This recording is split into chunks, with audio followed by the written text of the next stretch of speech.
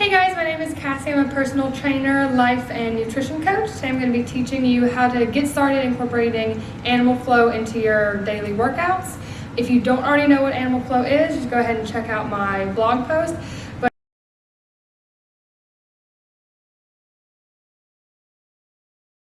It is a body weight style of exercise that was developed by Mike Fitch, and he studied all the components of gymnastics, parkour, breakdancing, martial arts, and yoga, and kind of took the best parts of those and put them together into something that can help you improve your flexibility, increase your strength, and improve your endurance and stamina. So to get started, what I'm going to do is just show you a few of the basic positions or forms, as they're called in animal flow, just to get you started working toward those components. And at the end of this video, I'm going to attach a full flow so you can kind of see how they all fit together.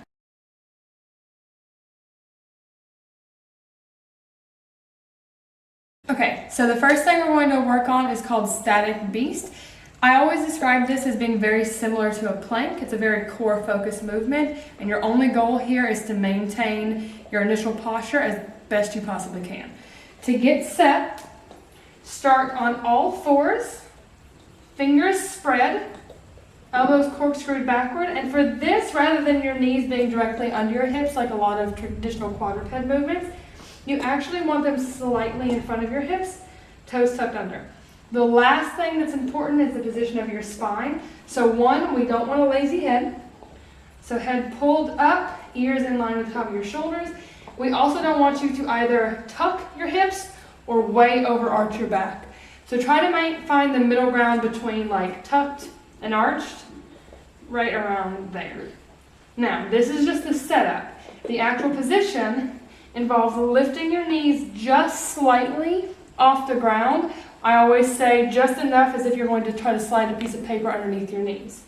So you get set, lock everything in, take a deep breath and brace your core, lift, and from here all you're going to do is hold, just like you're holding a plank. And just hold as long as you can, and then you just work on practicing that and extending the time as you go forward.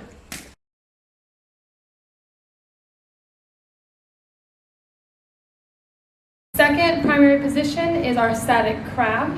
For this one, especially if you kind of have cranky shoulders like I do, start by extending your legs out in front of you. Place your hands first. So hands behind the shoulders, like directly behind or very slightly wider. Ideally, your fingertips point straight back. If this is uncomfortable though, don't force your shoulders back into that position. Just go as far as you can. As long as you're not here, your shoulders are safe. So fingers back as far as you can get them. Once you're comfortable there, open the chest and push your hands into the ground, trying to create as much space between the top of your shoulders and your ears as possible.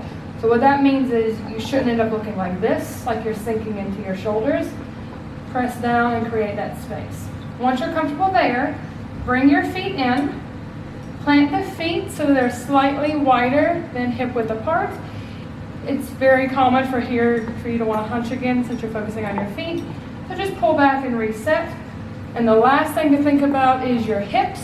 We don't want your hips, again, either tucked too far under or way over arching your back. So try to maintain a neutral hip position so that you're sitting directly on your tailbone. From there, exactly like static beast, just lift off a teeny tiny bit, just enough to hold a piece of paper. And like I said, have cranky shoulders, so pull back while you're here to make sure you're staying set. And while you hold these positions, just go through your checklist of, is my head in the right place, is my shoulders in the right place, or my hips in the right place? And just hold and breathe. And that's it.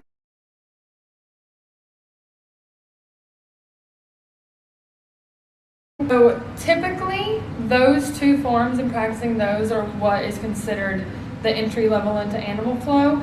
I personally like to teach one additional movement, which is kind of a middle ground progression into another one, just because the vast majority of us spend a lot of our time sitting.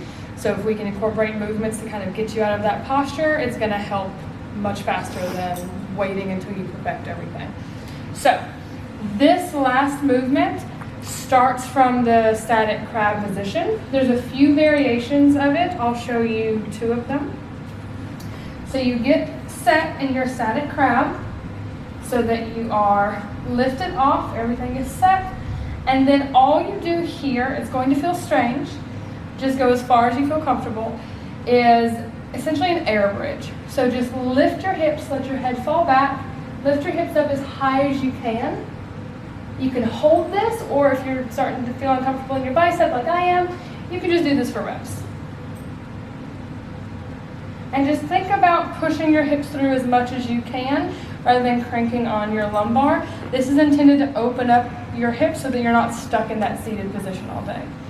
The second way to do this, if that feels relatively easy for you, or in some cases if that's really uncomfortable, you want to try a different variation of this, you can load one arm. So what that means is from your static crab position, bring one arm in front of you and do the same thing. This allows your torso to rotate a little bit more, so it's not as much pressure on your shoulders. What that looks like from this side is this. Same thing, still focusing more on your hip position, just a little bit easier on the shoulders. Something people commonly do with this movement is, especially if you have issues with your shoulder, is they want to try to stay away from it and end up here.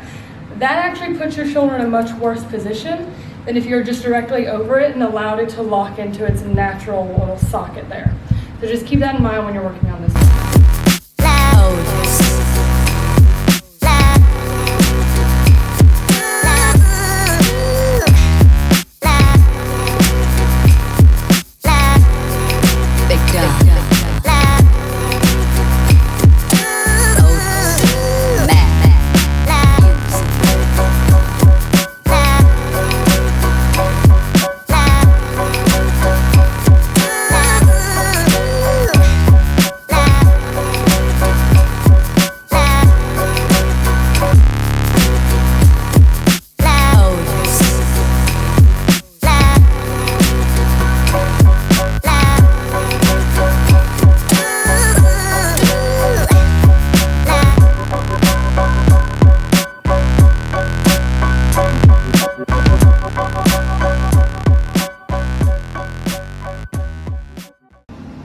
Whenever.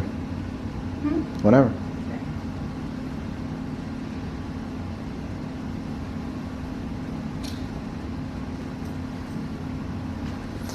Of course.